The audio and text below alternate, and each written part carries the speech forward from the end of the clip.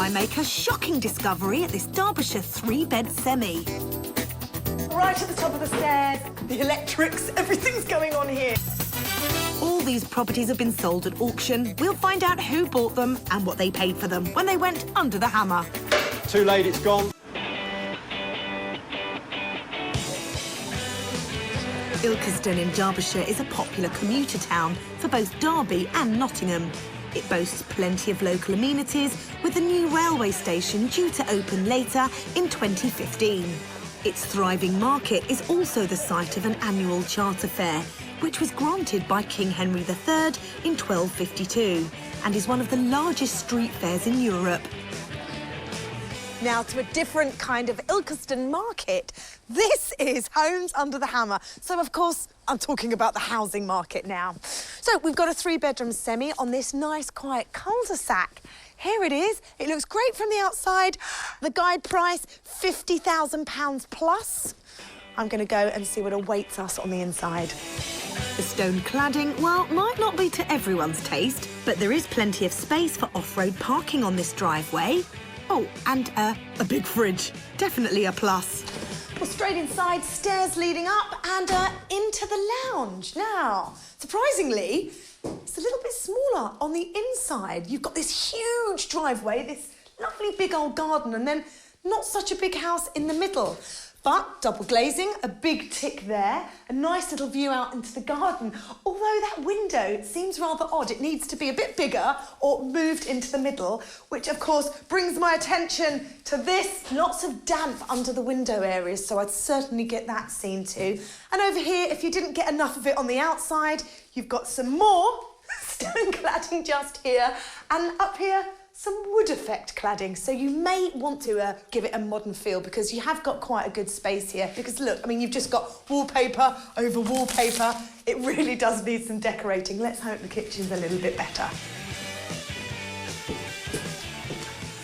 Okay, the kitchen now. You've really got to look beyond what's here. You've got to imagine what this would be like once you've put in a lovely shiny new kitchen and oh, downstairs bathroom. Now that space could definitely be put to better use, I think. Dining table, French doors out to the garden. But the big question is, could you house that bathroom upstairs? Because currently you've got this little bit of odd space through here. I'm not even sure this is properly insulated. This might have been the outside area at one point. You've got a loo through there and a little bit of storage space, which I think might have been the coal bunker. So you could fiddle around with that, but I really need to see whether we can get that up there. I'm going on a mission. Can't stop now, 'cause I'm on a mission. I am a woman on a mission. Whoa. Yeah, it's a familiar cry on Homes Under the Hammer. Move the bathroom upstairs. If you succeed with that, there's still the kitchen to revamp and the decor to update. Does it get any better? Well, right at the top of the stairs, the fuse board, the electrics, everything's going on here. It doesn't look safe, and I'd certainly get rid of that and put it somewhere where it looks a little more attractive and in keeping. So now let's talk about the bathroom. We want to get the bathroom upstairs if possible. You've got a couple of options. Now I've seen the bedroom spaces. You've got a double, 2 singles here, a very small box room, in fact. You could potentially bring that bathroom up here, put it in the box room, but then you'd be losing a bedroom and turning it into a 2-bed house. Not ideal. Another option would be, well, maybe you could find some room to slot it into the big bedroom here, but there's a great big chimney breast in the way over there.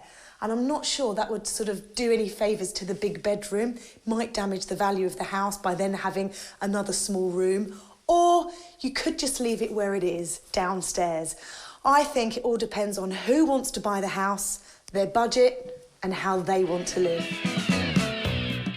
Lots to think about here and lots of potential layout options. But one thing's for sure, the whole house is in need of a complete renovation to bring it into the 21st century. Out back, there's a big garden, which does need some work, but looks perfect for soaking up the summer sun. Time to get the opinion of the agent from the auction house who sold it. My first impressions of the property are it certainly is a mess. I mean, there's a lot of work to be done here to bring it up to speed, ready for, for occupation. It certainly needs a damp-proof course and a membrane to give it some insulation with regards to the flooring. It's then going to need a kitchen, a bathroom, and possibly some remodelling of the room arrangements. I would expect the work to cost somewhere in the region of £20,000 to £25,000 to put this house back into a condition that's suitable for modern occupation. And with a guide price of £50,000, that could be a 75 grand outlay. Would that be a worthwhile investment? Once completed to a good standard, I would expect this property to be worth somewhere in the region of £105,000 to £110,000. And what kind of rental could you expect? Once the work was completed, if the property were offered to let, I would expect it to achieve somewhere in the region of £575 per calendar month. Well, there's certainly room for improvement with this house.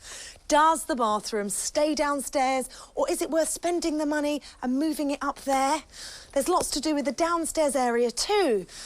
Let's find out exactly who wanted to take this project on at the auction. Lot number 19. There is a proxy bid in on this one, ladies and gentlemen, which I will field. Start me where you like. 55,000 for it, may I say? 55, 52, don't mind where we begin. 52,000, 52. I will start the bidding at 52,000 on a proxy bid. At £52,000. 53 from somewhere else. 53, 54, 55, 56, 57, 58.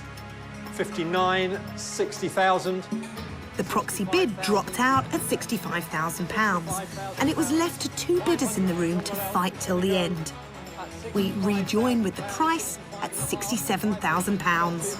67, 5, 68, 500, 69, 500, 70,000, 500, 71, 71, 5, sir? No. £71,000, 500 somewhere else. At 71,000 once, twice, third opportunity. Too late, it's gone. 71,000, thank you. The successful bidders at £71,000 were property developers and best mates, Richard and Paul. I met them back at their new purchase to hear their plans.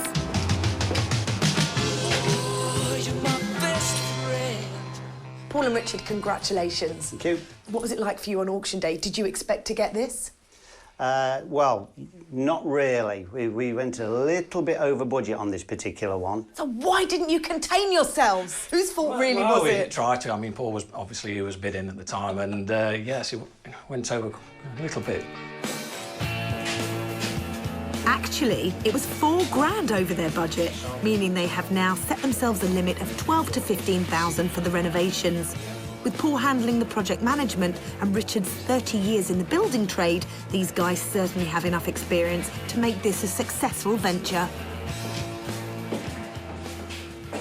And Saturdays and Sundays off? No, Sundays and Mondays off. Hold on a minute. Why do you take Sunday and Monday and not Saturday and Sunday? Reason being, because we play golf on a Monday.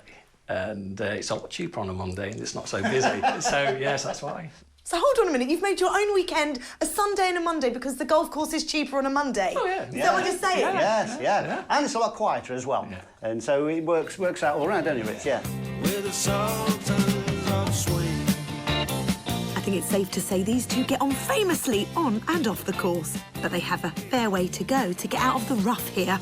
So what's the plan? We'll strip it back to bare bricks, take the chimney breast out. We need to make a little bit more space, both upstairs and downstairs, so the chimney breast will come out to get that bathroom upstairs. So hold on a minute, the big news is you are going to move that bathroom upstairs, but that means surely you're going to be reducing one of the bedrooms or even taking a bedroom away? And we'll keep it as a 3-bedroom.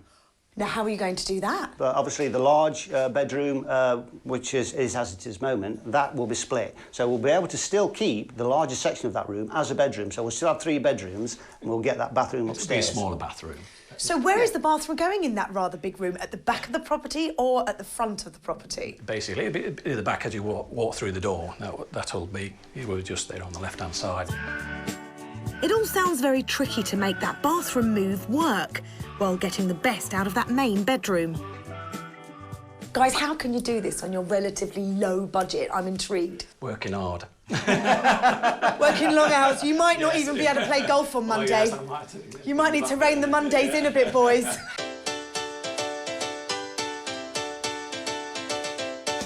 Well, I reckon happy Mondays will have to be put to one side until this project is finished. The timescale estimated to be 16 weeks, but I don't think that will upset our bosom buddies too much. So come on, what is the secret to your long friendship? I mean, you work together, you play together, golf. I mean, really, it's quite incredible that you two are such good mates. We tend to play on each other's faults a lot, and anybody else, when we work for other people, tend to think we're doing a lot of arguing, and we're not. It's just how we do things, aren't we? And it's to us, it's sort of not like coming to work. It's sort of just meeting your best mate and having a laugh. Guys, it really has been lovely meeting you today, and I'm so excited to see the end result. Congratulations. Thank you. Thank you. Well done. Thank you. So, Paul and Richard may have paid a little bit over the odds, but they have grand plans for this place. Let's hope they manage to do it on the 12 to 15 grand as they suggested. It does sound quite tight to me, and all the work that's involved in moving that bathroom. Let's hope the golfing duo stay on par with their budget and they swing into action. Join me later in the programme and you can find out how the chaps get on. But first, it's time to go back to Ilkeston in Derbyshire, where earlier we saw this 3-bedroom semi being snapped up at auction by best buddies and seasoned property developers Paul and Richard.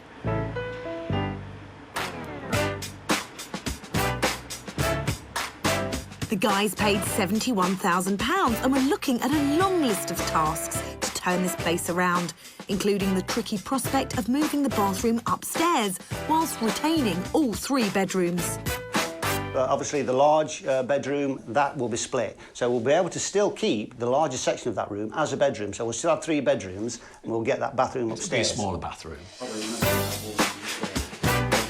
When the boys are not working on building projects, they're playing golf together, but only on a Monday. It's a lot cheaper on a Monday and it's not so busy. So, yes, that's why. Moving their weekend about to save a few quid. Well, I wonder if they've been as careful with their £15,000 budget. 5 months have passed since our last visit. It's time to reveal all.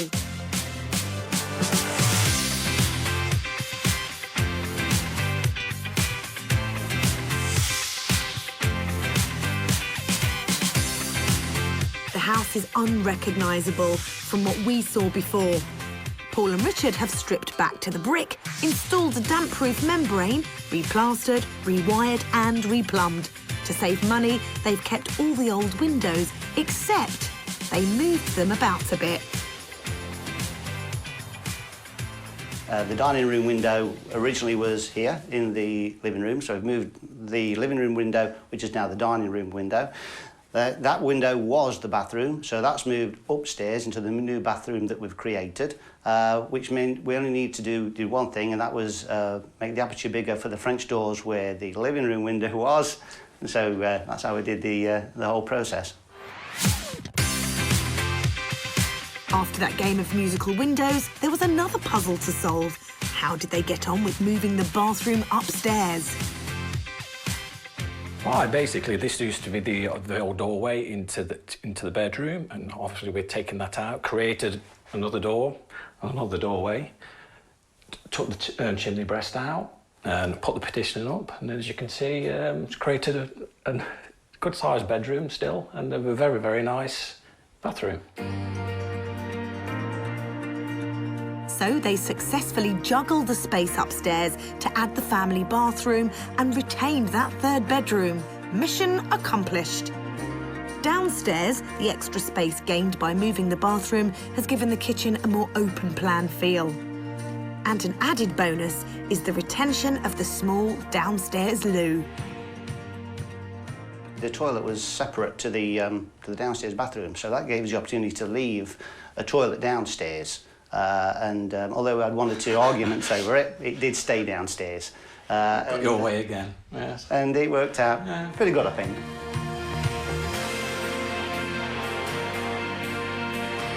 Not content with refurbishing the inside of the property, the boys have gone to town in the back garden. What we did is we've just put a very simple patio, which is leading into the kitchen, and then where the French doors are, we thought it'd be nice to put a decked area. And, of course, once we got rid of the 2 sheds, it's opened it all up, and we're finished with a nice big garden. The price for all this work?